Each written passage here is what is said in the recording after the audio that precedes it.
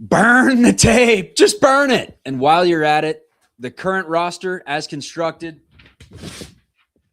rip it up. Got some thoughts on who the Warriors need to go after, and according to some rumors, it may be coming to fruition. Let's debate all things Dubs on today's show. You are Locked On Warriors, your daily Golden State Warriors podcast. What are they going to say now? Part of the Locked On Podcast Network, your team every day.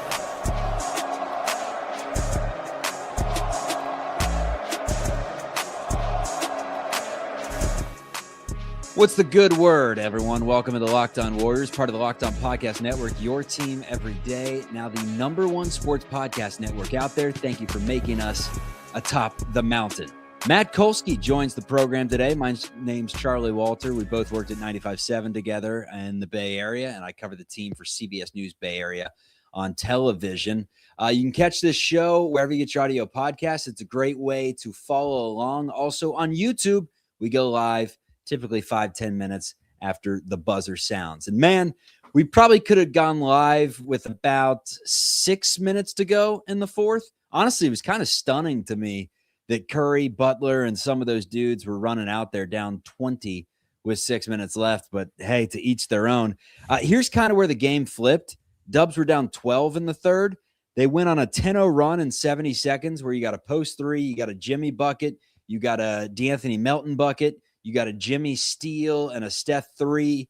And from there, it was Luke Kennard. The exact numbers on Luke Kennard in this 124-111 loss, it was ridiculous. He finished with 6 threes, 6 of 9 for 22 points. But those 6 threes must have come in a span of, 8 minutes of real time? Not game time, real time. It felt fast. The only thing more overwhelming than the speed of it was the fact that the Warriors could not find him. I mean, it's Luke Kennard, not Steph Curry. You know, he's not running off of screens and like it. There was a lot about tonight where the Hawks are just a team playing better basketball right now than the Warriors are. There were parts of tonight that I don't think the Warriors can fix with the roster they have, but there are other things that are just bananas to me, and not finding Luke Kennard in that particular stretch is one of them. I mean, he was hot as fish grease, and they didn't have a body on him. And then Steve Kerr went to a zone in the middle of that. I way too often I stare at the Warriors games this season, and I wonder what the heck we're doing. I think that's a sentiment shared by a lot. Now, could a lot of that have to do with the construction of the roster currently? I think so. Would Michael Porter Jr. fix that? I mean, all the rumors right now, they're swirling out of, smaller Nets media accounts. A lot of here's the deal with X nowadays and Twitter and Instagram, anything. You just pay for a blue check mark. So it's hard to vet the sources. But when there's smoke, there is fire. Now, it sounds like the Nets don't actually want Kuminga. Maybe the Kings would get involved in that trade. A lot of moving parts. But we know the JK trade is coming soon. If it netted you Michael Porter Jr., how would you feel about that trade? We're going to talk about that for a large portion of today's show. But let's start with just kind of dissecting how this game went. Jalen Johnson was probably the best player on the floor with 23 and 11. I mean, Curry was pretty damn good too. He had 31, 5 assists. Curry was realistically the best player on the floor, even with his 3 of 11 shooting. But Jalen Johnson was up there. And what's that? He was 3 of 11 from 3, but overall he shot the ball fine. Steph is the best player on the floor almost every night, and he was tonight too. But you're right that Jalen Johnson is a hell of a player. And Nickeil Alexander-Walker, we act like Nickeil Alexander-Walker is like 29, 30 years old. I mean, he's 27. Well, okay. He's a former first-round pick. He's averaging 20, shooting 45% from the floor and 37% from three. Not an all-star this season by any means, but, I mean, if 3-4 people came down with COVID a few days before, like, he'd be my choice to replace someone. Yeah, I don't know if I want to get into all-star talk for Alexander Walker, but he's certainly having his best year. He's nearly doubling his previous best scoring output, but I And guess he's a defensive guy. yeah. Interesting. Let's see. He was the 17th overall pick in the 2019 NBA draft. And I'm going to read a list of numbers to you. 5, 10, 10.5, 5, 6.6, 7.5, 16. What do you think those numbers are? I think there is points, and I think you're trying to make a comparison. They're not. They're his shot attempts. Okay. And that's the point. He's 27 years old, and for the first time, he's scoring more than 11 points, and it's 20.5 points. His minutes have gone up, yes, but not as much as his shot attempts. What happened to Nickeil Alexander-Walker this year is he got to a place where they asked him to play a significant, consistent role and to score the basketball, and he's doing it. And yes, you're right. I am going to make a comparison specifically to Moses Moody, who was a 14th pick in the NBA draft and who has been, messed with. And when I look at what happened tonight, you've got Will Richard, Brandon Pajemski, Gary Payton, and Moses Moody all playing between 12 and 17 minutes. It's never going to work. It's just never going to work. You just can't do it. It doesn't work. You can't do that, but you also need more talent. Like we were getting this argument earlier. This is a separate issue. No, it's a separate issue. They definitely need more talent. They're missing a third scorer. But even if they get a third scorer, the talent they have is not going to succeed unless it understands what it's being asked to do and gets a consistent role. That's important. It's always been important. In fact, it was one of the things that we gave Steve Kerr credit for in the first couple of championships, was taking guys like Maurice Spates and Leandro Barbosa and Sean Livingston and putting them in defined specific roles that led to them having some of the best success of their careers. And I am not saying that there's a Sean Livingston in hiding here, but maybe there's a Maurice Spates or an Leandro Barbosa. Like, those guys are not elite talents. They were just used properly and consistently in ways that helped them. And right now, Steve Kerr just has no feel for this roster, is my feeling. I'm already doing it again. I apologize once again to Adam Duritz. But I'm just very frustrated. And I don't know if it's even Steve Kerr's fault, because at a certain point, the front office has to take responsibility for creating a situation where they were either somehow fooled into thinking that Steve Kerr was going to do something different, or that somehow if Kuminga approached things differently, but like, they're paying a guy $25 million to sit on the end of the bench while you're watching a team that can't score. Yeah, Steph but Kolsky, and Jimmy Butler had 61 points tonight. They're awesome. They're awesome. They're a player away. 50. They're a player away. But if they turn Kuminga and Moody into Michael Porter Jr., succeeded. It's much better than if they would have gone with Dario Saric and Devin Carter in the offseason because they wanted to unload Kuminga. No, so you're right. Patience can be a virtue in that sense. And I want to take everyone into the group text between me and Kolsky tonight, because we were getting into it. I said, it's just a mano a mano. It's not even a group text. It's 1v1. It's just the two I said, of us. that Jalen Johnson guy, is fine. You better not misquote me. And he was picked, 7 picks after Moses Moody, and you kind of went into, but the developmental piece. No. And I agree to some degree, right, Kolsky? Because I said very clearly he is clearly better than those guys. Let's just make it clear that I said very clearly that Jalen Johnson is clearly better than anyone on the Warriors under 30 is the sentence that I believe I typed to you. Okay. But I do not think Jalen Johnson would be Jalen Johnson if he had been drafted by the Warriors. But that's not the problem. The problem is what you said first, that Jalen Johnson is 300 times more talented than Moses Moody. You picked that. Moses Moody instead of Jalen Johnson. Like, at the end of the day, that's kind of what you're dealing with. Your guys just aren't good enough. Yeah, but you know what? That's tough. I mean, there were a lot of reasons that Jalen Johnson fell to 17th. You know, his Yeah, there Duke were questions career. of motor, and it was a Yeah, full developmental like project to get him to buy in, and who right. knows whether he would. Like you Exactly. said, I'm Exactly. not. So it's tough to go back and be like, man, the Warriors really blew it by not drafting Jalen Johnson because like in that draft, he was 17th, right? So is that what you said? 17th? Whatever he was in the 21. late teens because he was after Moody. Like there's at least 10 teams that wish they took him, right? I mean, he's what, the second or third best player in the draft, probably. So it's tough, but yeah, obviously you'd love to have a guy like that.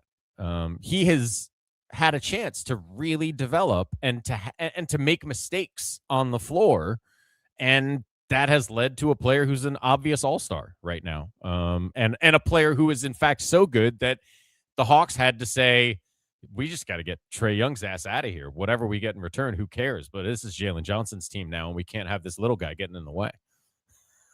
Yeah. What'd you think of the first look at Atlanta Hawks tonight with CJ McCollum out there? I thought Jimmy Butler was abusing him early. Well, sure. But listen, that team could absolutely win the Eastern Conference. There's no question in my mind that team could win the Eastern Conference. Not regular season, but in the play. I don't know. I think they're too far back. But I would not, if I'm New York, I do not want to see that team. They got dudes to throw at Jalen Brunson all night long. They're long, they're athletic, they run, they play crazy defense. Like Dyson Daniels is a pest. I did a bunch of stat prep for this work for this game for the broadcasts, and like all the little hustle defensive stats, Atlanta is up near the top of the league. Deflections and loose ball recoveries and all that sort of stuff. And that's the team they sort of developed into with Trae Young on the bench and Jalen Johnson in the lead role. That's an exciting, athletic young team, man. And the Eastern Conference should be worried because CJ McCollum on that team is just like a scoring boost. So you get rid of Trae Young, who kind of slows down your offense and bogs things down and plays no defense. And yeah, McCollum's not a defensive superstar, but he's a pro. And if he gets hot, he's just going to boost their scoring. I think they're really, really good. Yeah, they're definitely nice. Question is, can Ricochet in the second half of the season take his game to another level? Porzingis play. Yeah, those two things are big for them. And the whole Anthony Davis thing. Have we found out the official word on how long Davis is out for? I think Anthony Davis did everybody a favor by hurting himself right before the trade deadline.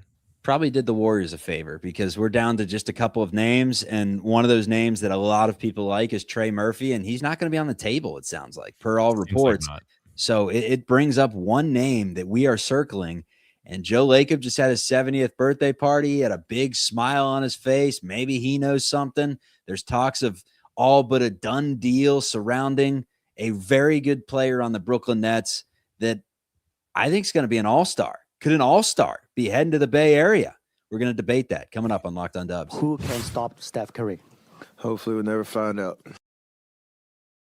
Today's episode is brought to you by America's #1 sportsbook. That's FanDuel. Fridays always feel different during basketball season, and FanDuel is making them even better. Every Friday night before the games tip off, FanDuel gives fans a new way to kick off the weekend with NBA Happy Hour. NBA Happy Hour is your official pregame, a limited time window where special offers drop right inside the FanDuel app before the action starts. Fridays from 6 to 7:30 Eastern have become appointment viewing with NBA Happy Hour. Opening the FanDuel app during Happy Hour always brings something new. Boosts, bonuses, surprise, and not a hangover. Yes, how about that? So before tip-off, check the FanDuel app, see what's dropping during NBA Happy Hour every Friday from 6 to 7:30 Eastern. A little basketball, a little action, and a whole lot of Friday energy. That's NBA Happy Hour, only on FanDuel, the official sportsbook partner of the NBA. Destroy Jimmy and Domino's. I know Jimmy drinks great wine. All right, this is going to take up a large portion of the show because I guess we can commence the debate.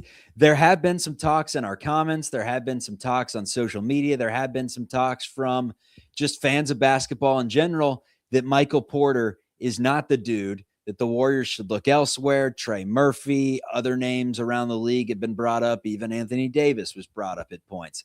But it's become increasingly clear. This game specifically, I thought, really pointed out a glaring weakness for the Warriors, and that's just the ability for someone to knock down some shots. I mean, when Jimmy Butler fadeaways and top of the key threes are some of your best offense, and, Al Horford has to make some of the best passes you've ever seen to free up guys. He was great passing the ball tonight. And you're relying on DeAnthony Melton to be your potential third scorer right now. You need someone that is a shot taker and a shot maker, and that is Michael Porter Jr. The numbers on the season, 27 points. I think he's damn near 40% from three. He's having a career year. He's 27 years old, and he is attainable. It'll probably cost the Warriors 2 first-round picks. Sounds like one of them could be top 10 protected, and then it would be 26 and 28 maybe. And then the trade would involve Hield, Moody, and Kuminga. Your thoughts on if that is what it took to bring Michael Porter Jr. to the Warriors? Are you co-signing on this thing? Those 2 picks are a hefty price, man. I mean, the player's fine, of course. I don't know. They can be, right? Or they can I don't know. Which one's top 10 protected? 28. Yeah, I mean, okay. I guess. So we're talking about this coming year's first round pick, which, the best it was going to be is middle of the first round, probably. And then probably another. I don't love it. Because I don't think he makes the difference you want him to make. Then are we riding off into the sunset as the 7 seed and hoping for a playoff series win and just enjoying the journey? This team's not winning a title as constructive. No. Of course not. Of course they're not. But let's. I understand Trey Murphy's off the table, right? But just for the sake of comparison, I think a lot of people would look at Trey Murphy as a lesser asset than Michael Porter Jr. But I think I would rather have a Trey Murphy who's capable of big nights scoring-wise, but is a more aware defender and a better sort of seamless fit from an offensive perspective, and not a guy that's going to – well, I mean, someone just referenced the podcasts in the chat. Let's put the podcast aside, although that would not go over great with the Warriors. I don't think they don't like the podcaster they already have. If Steve Kerr doesn't like guys looking off Steph Curry, look, Jonathan Kuminga's no Michael Porter Jr., right? But he is a guy that can score, and he's been relegated to the bench. Now, there's 1,000 reasons for that, but a lot of them have to do with him not being a particularly aware or intelligent basketball player. Michael Porter Jr. might be a bucket, but he's not a particularly aware or intelligent basketball player.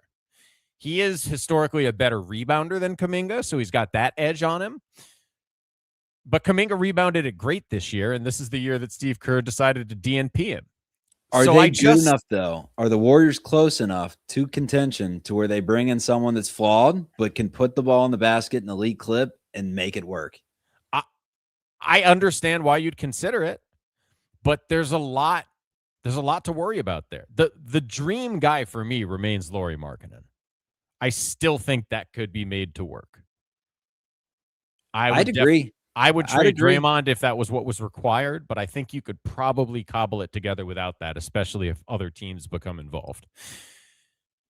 I would move heaven and earth for the Lauri Markkanen tier of player. I just don't think MPJ is quite on that tier, man. I really don't. I think he's a level below, and there's a Nugget fan in the comments who agrees with me. He can shoot the heck out of the ball, Michael Porter. He is, a reasonably dynamic scorer, although not a particularly good ball handler, so he wouldn't solve any of those problems for the Warriors. But he's exactly the kind of player the coach doesn't like, and that is how we got to this disaster situation that we are in, is with a player who can score, but the coach doesn't like him. Now, I have to believe if the trade was made, they'd have to have some sort of guarantee from Steve that he was on board, right? So I can't imagine MPJ would come here and get DNP'd. And at the end of the day, he's an efficient scorer, so he would play. But if the coach doesn't like him, he might not close games, you know? If the coach doesn't trust him defensively, and if you trade all that, the 2 first-round picks for a guy who can't close games for you when it matters, I think you'd feel bad about that. I'm not missing the point. Listen, so this person would be right if I was missing the point. They do need a scorer. So I would understand it. And I'm not saying MPJ wouldn't be good. He would be a good scorer. He's an excellent scorer. And I think they'd be a better team. I mean, if you made that trade, but it was Heald, Kuminga, and Moody for plus the 2 picks for Porter, you'd be a better team this year. I expect they would finish in the top 6. Dude, but he's having a really good year. I mean, but he wouldn't be able to do that here because here he's back to being the number 3 guy. So you're not getting. Sure, he wouldn't be the number 2 guy offensively. Yeah, maybe he gets the second most shots, but not in crunch time. They don't want the ball in his hands as opposed to Jimmy Butler's.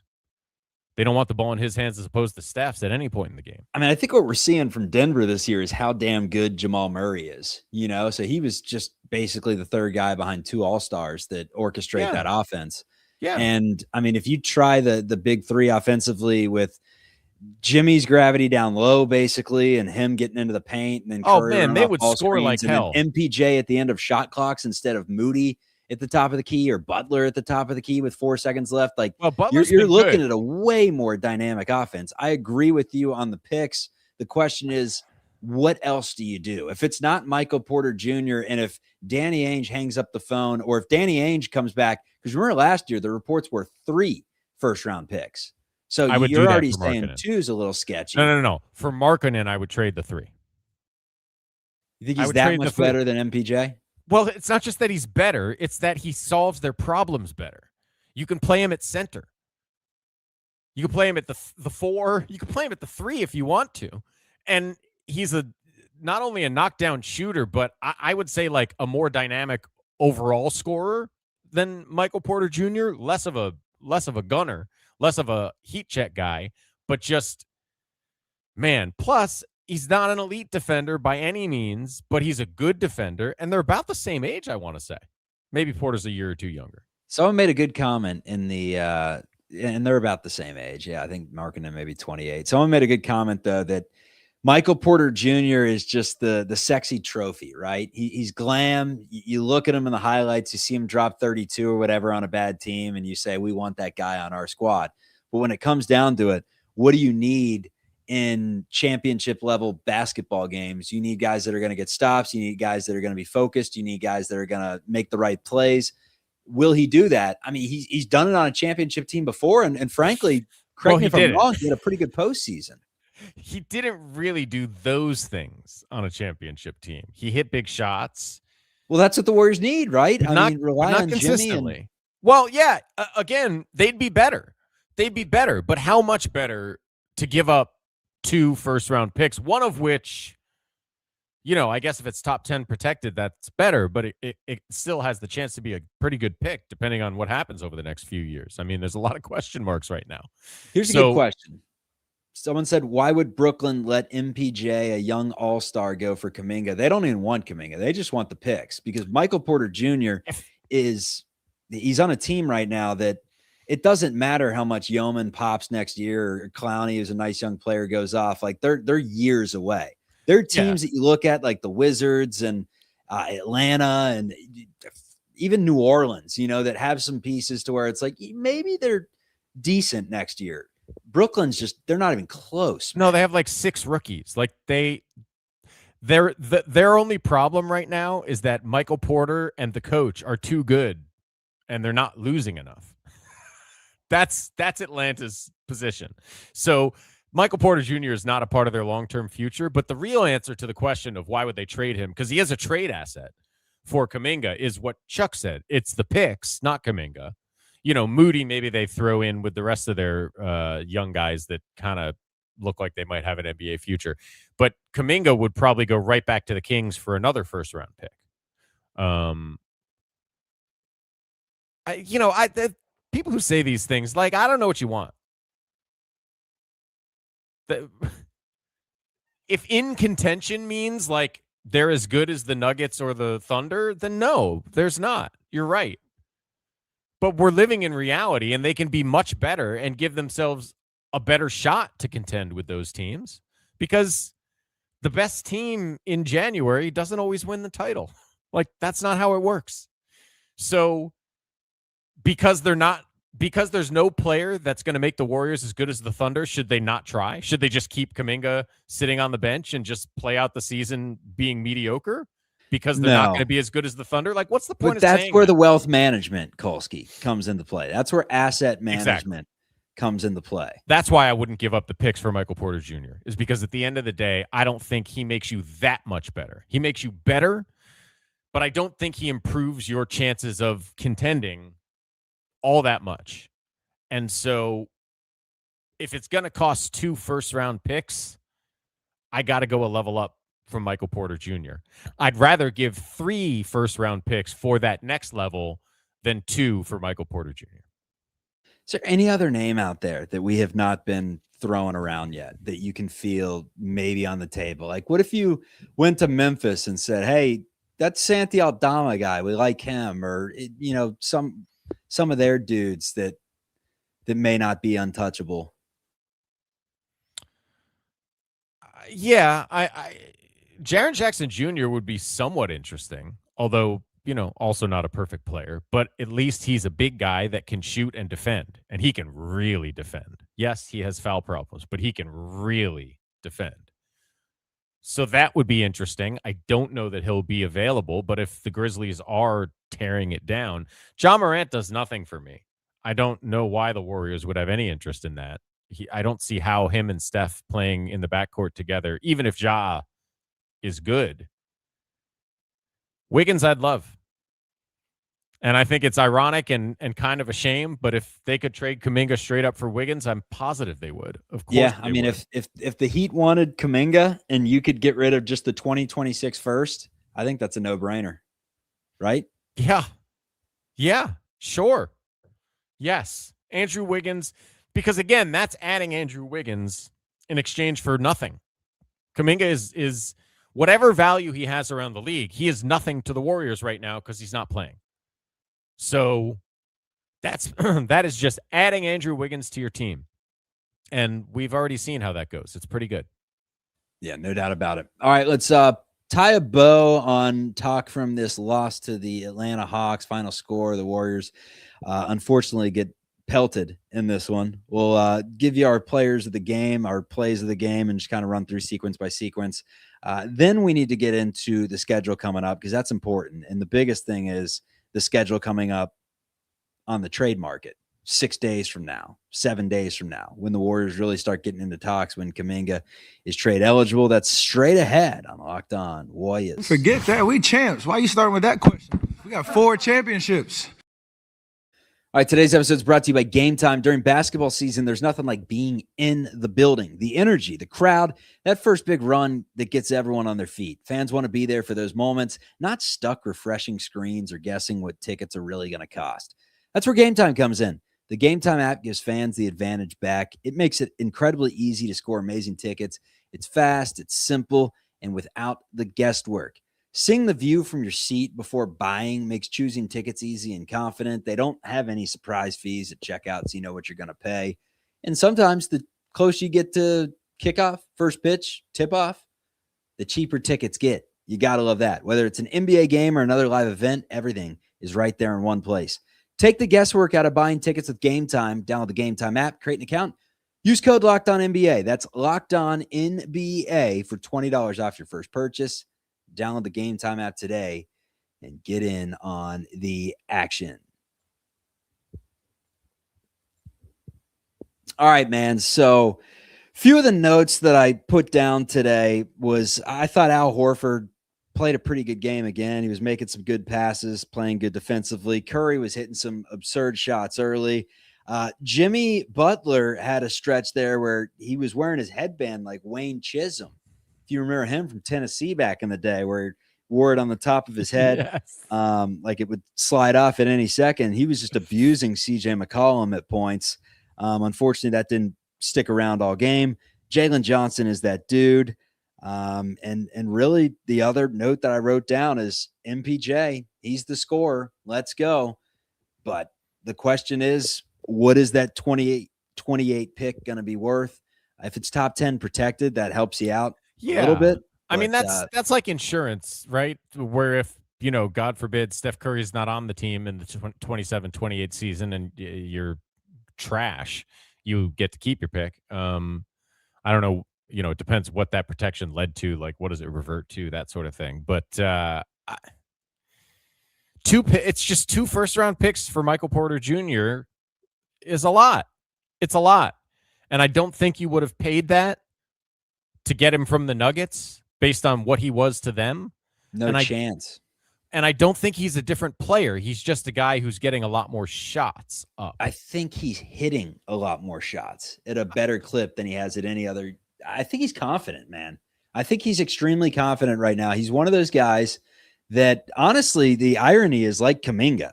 Yeah, but how long does that confidence last when Steve Kerr's like, don't shoot that, give it to Steph Curry, stop doing that? I mean, what that's other the problem. choice do they have, Kolsky? That's the question. That's the question. If they don't want to make a swing, then blow it up already. And let's get even more assets. Let's get younger. Let's get bigger. Let's find out what the future is. What does blow it up mean, Chuck? Does that mean trade Steph Curry? Dude, it means trade every single other player and just retool the roster around them with players that look like they could develop into, look more like the Wizards at this point, where you got a bunch of 19-year-olds that show promise. I don't know. For the record, real quick, because I double-checked it, Michael Porter Jr.'s three-point percentage is identical to the last 2 seasons, and his field goal percentage is down from last year. So, and again, it's good. It's still good. He's shooting 49%. Ignore the facts, and everyone. Almost 40. Ignore the facts. I just think he's the same guy shooting it more. And he is good. He is very good and can really score, but 2 first-round picks is a lot. And I'll tell you what else. If you trade Moody, Kuminga, and both of those picks for Michael Porter Jr., you are well and truly done. You cannot make any more trades. There is nothing left of value that you have. So it's the only swing if it's the swing you choose. But again, I wouldn't be. It's not like if they did it, I'd be like, I can't believe it, because they don't have a lot of good options. That's the reality. No, and now's the only time you can make a swing, right? What are your other options? You no longer have Kuminga to dangle in the offseason as a trade asset. So if it's not now, when is it? It's never. It's literally now or never. It could be later on towards the picks, early February. You can wait around patiently, not make some trade right away and hope. Sure, but I'm saying if you trade Kuminga now, but not the picks, you still have assets to play with moving forward. But financially, you still have to make money work. And unless you're trading Draymond Green, you don't have anyone to make that money work to bring in anyone that's worth a damn. Most likely. Oh, you're going to get $25 million back from Jonathan Kuminga. And a lot of these trades, much like what we just talked about with the Nets, a lot of these trades are not about the players for the team that's giving up the best player. You know what I mean? Whoever the Nets trade Michael Porter Jr. to, because it appears they will trade him, it is not likely to be the players they get back that they care about as much as the picks and potentially the shape of the contracts that they're acquiring, right? The Nets are not in the market for good players today. They're in the market for building a future. And that's the way the Warriors would have to figure that out. But you could trade Kuminga now for a lesser piece. Maybe it is someone at the Santi Aldama level or something like that, like you said, and hold on to those picks and hold on to Moody. And, maybe in the offseason they find a way to make something else work. But if you trade 2 first rounders and Kuminga and Moody right now and Hield, whose contract is very tradable, then you got nothing left. Yeah, I was gonna say the talks with Portland, because they're a team that it just seems like Kuminga may be a decent fit there. Well, that's why Jeremy Grant is an interesting name. If you to could me. do that straight up and just be like, hey, let's try it, let's see how it works, and then we have him as a trade asset in the summer, that could kind of be that bridge move where it's like maybe next year is the year we go truly all in. We see how it looks with Jeremy, and then we have one more final swing at it. But these dudes are getting older. That's the issue that I look at. I mean, you can't imagine that. I thought last postseason was their best opportunity because they were as young as they're ever going to be. Yeah, I mean, that's always true, but you're paying Steph Curry $60 million or whatever it is, and Jimmy Butler $60 million or whatever it is for the next 2 years. So I love the delusion of some comments. Denny Avdia would be great for the Warriors. Yeah, how about Kuminga for Avdia? Will they do that straight up? yeah, I do think Jeremy Grant is an interesting name. Now, he doesn't do anything for you down the road, but he is a consistent scorer. He would be the third scorer on this team, and he's more than qualified to handle that. Could you get him for Kuminga and Moody and one first rounder? That might be interesting to me. Or Kuminga and Heald. I'd have to look up his contract. I don't know what it is, but it's not huge. Andrew Wiggins, Jeremy Grant, players like that are essentially two-way players who are capable of scoring a consistent 16 to 20 points a night and are big wings. That's what I would be looking for if I was the Warriors. And to me, Michael Porter Jr. is, I think you said it earlier, he's like a glitzy option with a name, and he's getting buckets right now, but I just don't know that he's worth the squeeze. No, but he's definitely better than Kuminga being on the bench. It comes down to the 26 pick. It's going to be nothing to write home about, right? I mean, yeah, it's the 28. It's the 2028 first rounder that matters. It's the 28 first round pick that would probably wind up being a top 15 pick. And then, what do you do? So, all right, Kolsky, good stuff. Unfortunately, not good stuff from the Warriors today. Who do we got next? We got the Hornets. Are we waiting a few games for the Hornets? I think it's Portland on the super late nighter on Tuesday night. Yeah, yikes. The team that's going for the clean sweep of the Warriors. They've already beaten them 3 times. They've been just a kryptonite with the way they play. But tonight was not a good omen, man. Tonight was not a good omen for that Portland game. No. Trade's got to happen, man. We've been saying this for a long time. Trade's got to happen, and Friday we'll see how much they value these draft picks because something has to give. Again, that's the current roster as constructed. It's going to be ripped up here soon. Locked On Warriors, part of the Locked On Podcast Network, your team every day. See you, Kolsky. Hey, at least the Niners won, right? Hey, and you're a Bears guy. Shh. Bear down. No.